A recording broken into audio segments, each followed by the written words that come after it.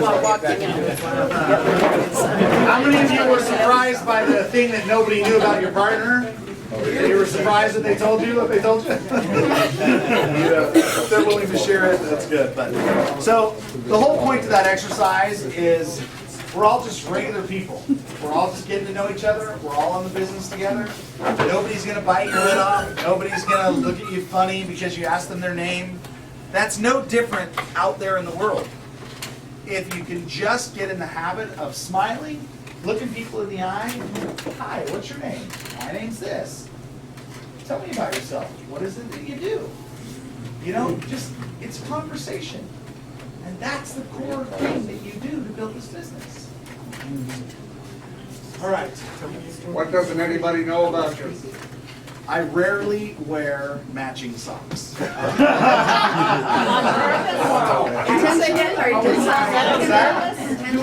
It's for good luck. No, not intentionally. If there's matching socks on top, I'll grab matching socks. You have to understand, we have 6 kids. So I have a sock bin. And if the one sock is here and the other sock is down there buried under 4 feet of socks, I'm not paying for it. I go for thickness. If they're the same kind of general thickness, great. Grab them and go. I couldn't care less if the prints are the same. Makes no difference. I happen to have magic socks on today, so I can't share it with you. But Mine was that I once got caught trying to break into the CIA. oh, Taxi driver took the wrong turn. nice. Police showed up, whole thing. Good. Great. All right, now let's talk about communication styles. There are 4 primary communication styles. Driver, analytical, expressive, and amiable. Now, why are these important? Why are these important? Why do you care? Because people respond to certain. Thank you. There's a concept of, those of you that are married will appreciate this. If you don't already know it, you should. But it's called love language, right? We have different love languages. I communicate with my wife not how I want to communicate. I communicate with how I know she receives information the best. And it took me 10 years to figure that out. We've been married coming up on 23. Our first 10 years, we just butted heads. It was ridiculous how much we didn't get along. But it was because I was trying to communicate with her the way I wanted her to, the way I wanted to be communicated with, and she was communicating with me the way she wanted to be communicated with.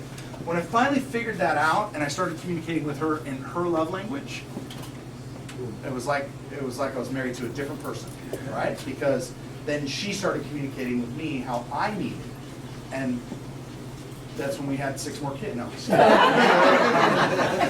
10 years, huh? We already have. But point being is, you've got to understand personalities. Now, this is the 2.0 that I was talking about. This is not sales 101. This is sales 201. This is probably sales 301. But this is communication styles. And so I really want to just give you a high-level understanding of the different personality characteristics so that you can understand how to communicate with the different styles of people that you come in and you interact with. And this will be very, very relevant when you meet certain people. You go, holy cow, I totally get your personality style. So you'll know how to approach them, right? So first one, driver. I'm a driver personality, right? In some personality tests, I'd be a red personality, if that means more to you. For some of you who've taken different styles of personality tests, I strongly encourage you, if you do not know your personality style, you might know it just by me explaining them, but if you haven't formally done a personality test, you should probably go take one. They're free online. You want to do one really legitimate one and really get the results and all that stuff, there's some paid ones you can do. But I think it's very important that everybody understands their personality style. More so than just understanding your own, it's understanding what personality styles there are. So let's talk about this. Driver. I'm a driver or a red personality, which means they're the ones that are really results driven. Really hardcore salespeople that are like telesales guys that are just 40 no's an hour to get one yes. It's like, no, you're a loser. Get out. Why are you calling me? I hate you. Blah, blah. And they just keep going. Doesn't matter. They just that's a driver personality, right? They're just focused on results. Analytical. These are the engineers of the group. These are the over paralysis of analysis kind of people, right? I can't make a decision about anything until I know everything. Do you know those people? Many. Those are the analyticals, right? They're susceptible most to paralysis by analysis. Expressive. These are in the yellow personalities, in the color code personality traits. These are the ones that are more interested in fun and having fun and experiencing things, and they're very big in their animations. When they tell a story, they're using their hands and they're all over the place and they're very animated. These are expressive personalities. And amiable. They don't want to hurt anybody's feelings, right? These are the whites in the color code. They're the ones that are just content that if everybody else is happy, they're happy, right? This is like a Jenna Marzullo Stockwell, right? If that helps you, right? Very amiable. You know, I think she's got some expressive in her for sure, though. She definitely has some expressive in her. But definitely an amiable personality. What happened to All the right. blue color? Well, blue is mixed into expressive a lot. Yellow is not really represented in this one. Blue and yellow is a combination of expressive. So, all right, so why are these important? You sit down with somebody and you can, by listening to them, they're like, yeah, baby, tell me how this thing works, man. I'm all over this. Let's go, let's do it. Then they're probably more interested in just goal-oriented or results-oriented. Listen, get to pay center by this time. You make $2,000 in upfront bonuses, and you know here's the outline of all the rank advancement bonuses. Make $120,000 by this time, and you get to this rank, and look, here's a chart of you know what the expected income is. I mean, they just want to know, what do I have to do to get that? That's the approach. But you talk to somebody and they're like, I think I need to read the policies and procedures before I make a decision. Okay, great. Well, that's the last person you're going to want to talk about big goals with. That's the person you want to sit down and say, okay, listen, this plan was really well thought out. It's a unilevel plan. You're giving them the details about what a driver couldn't care less. A driver just wants to know, tell me what to do, what do I get when I get there? An analytical wants to know, okay, so this plan is a unilevel plan. I can make 8 levels by getting this many points. Like, they want the details of everything before they make a decision, right? Expressives, it's here's the thing about expressives. Expressives, it's really all about them, right?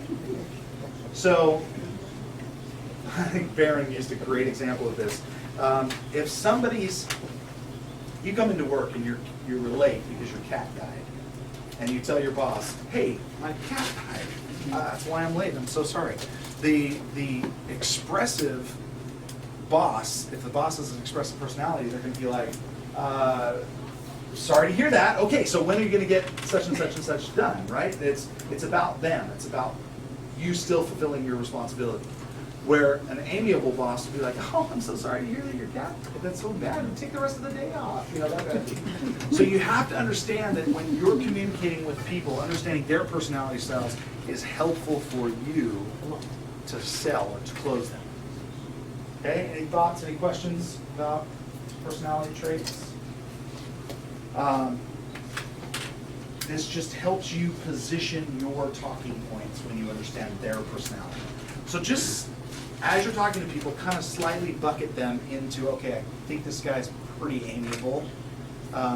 When you're talking the business, then you're talking about the run at a time. You're really leaning on the heart and vision of the company. It's a lot less about numbers with an amiable than it is about the heart and soul of the company, right? So that just helps you make that your lead talking points, and then you can get to the other stuff as they ask questions. Excellent. So, next category. Let's talk about understanding the need. Read this quote for me, will you, Bill? Pretend that every single person you meet has a sign around his or her neck that says, "Make me feel important." Not only will you succeed in sales, you will succeed in life. Mary Kay Ash. Who's Mary Kay Ash? Makeup. Started Mary Kay Cosmetics. Multiple billion-dollar company. She understands sales. So to me, this really helped me. This quote made a big impact on me years ago when I was in the field building a team. I wasn't selling Mary Kay Cosmetics, but this quote was quoted in a magazine about entrepreneurs and entrepreneurs that had grown big businesses. So I wrote this down, and I've used it in a lot of presentations, because to me, this is not only about perspective, this is about your own personal approach to somebody. And if you're constantly always thinking about the other person and the needs of the other person, it really makes you more effective.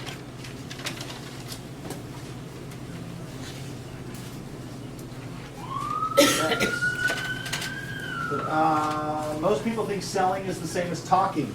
Okay, I learned this when I was dating. When I was dating, I was a really good dater. Does that make sense? When I was in college, I was not like today. They don't date today. It's ridiculous. Boys are just lame today. Boys were way cooler in my day. Because we dated. Like, we asked girls on a date, we'd go on a date, we'd go on a date with this one, we'd go on a date with that one, we'd go on a date with that one. And we were just seeing which personalities work best with us to see if we wanted to continue to date, right? Today, it's like, you don't ever ask, and when you do ask, you're automatically boyfriend and girlfriend. It's the dumbest thing in the world. Hate it. So I trained my kids away from this. But on a date, the gauge of a good date is who spoke the most had the best time. So when you're on a date, do you want to have the best time, or do you want your date to have the best time? You want your date to have the best time. So I learned early on in my dating career that selling was not about talking. Selling was about listening. And I knew if I really liked this girl, that I would specifically talk less. I would allow her to talk about anything and everything she wanted to, and I would ask questions, engage. And she's, when we got back, she would thought it was the greatest date in the world. And I said very little, but I knew I got a second date if I wanted to, right? So listening is the most critical part. For those of you that are single, take this to heart, right? I'm not even going to ask you single in the room, but if you're single, you go on a date, listen. Don't talk. Well, do talk. All right, there's two types of listening. There's active listening and there's passive listening. Active listening. Those of you that are married, you will totally understand this. Active listening is engaged and you're in the moment. So your wife is saying, honey, I need this, this, this, and this. Yes, dear. As I understood it, you need this, this, this, and this. I will get this done, I'm going to get this done. Anything else you need? You're engaged in active listening, active conversation. Passive listening is you're engaged somewhere else. Your wife is telling you what she needs, and you're like, okay, yes, dear, okay, I got it, yep. Did you even hear it? Sure, you want me to, I'll be there in a minute. Tell me what you want all over again, because I heard you, but I didn't really hear it. Text it to me. Yeah, text it to me, so that's I'm driving. what I do. Text me the list, so I know. But point is you need to, as a salesperson, you need to not be listening to respond. You need to be listening to understand. Covey, in his 7 Habits of Highly Effective People, is phenomenal at explaining and developing this. Seek first to understand. That is the most critical thing when you're engaged in active listening. You're listening to comprehend what their needs are. You're not listening just to respond to their points. Right? These are very good skills to have. If you master these skills, you will be exceptional salespeople. And they're not hard. Remember, they're not hard. These are not difficult things to do. That's why I said you can be trained to be an amazing salesperson. So, how many of you have a difficult time holding a conversation with a stranger? Like, you just have no idea where to take the conversation. It's uncomfortable, it's awkward, you're like, you stand there, you said a few things, and then all of a sudden nobody says anything, and then you're like, oh, I don't even know what to say, I just want to walk away. So yesterday, on my way to New York, I was at the train station, and I engaged with a delightful young lady named Kelly, by asking her, hey, do you know when the next train's going to come? The sign was right there that said the next train is at 5:30. It's not like I didn't know. But it was a great icebreaker, right? I said, hey, do you by any chance know when the next train's coming? And she says, you know what, I believe it's like 5:30. I could be wrong. I said, do you take this train very often? She goes, well, not this one. I usually take the earlier one, but you know, I do take the train to the city, so what are you going into the city for? So, right, I'm just trying to engage in conversation. Why? Because I am not a good conversationalist. I have I have to develop it. I am an introvert by nature. I have very introvert and extrovert tendencies, which means when I need to be on, I can be on. I can be extrovert. Like this, in this environment, great. Give me one-on-one, much rather not talk to you. Not you guys, of course. I always want to talk to you. Okay. But it's something that I've had to train myself in how to hold conversations, because it's not an inherent skill for me. Which should give those of you that have that same dilemma a very bright light or a hope, because it is a trained skill. So here's the formula that I follow to hold a conversation for a long period of time. It's called FORM. Family, occupation, recreation, motivation. These are the topics. So what I found with Kelly, and through the icebreaker conversation we had, when it first went quiet, I then immediately FORM pops up in my head, family, occupation, recreation, motivation, and I see it right in front of me when I'm having this conversation. So I go to FORM.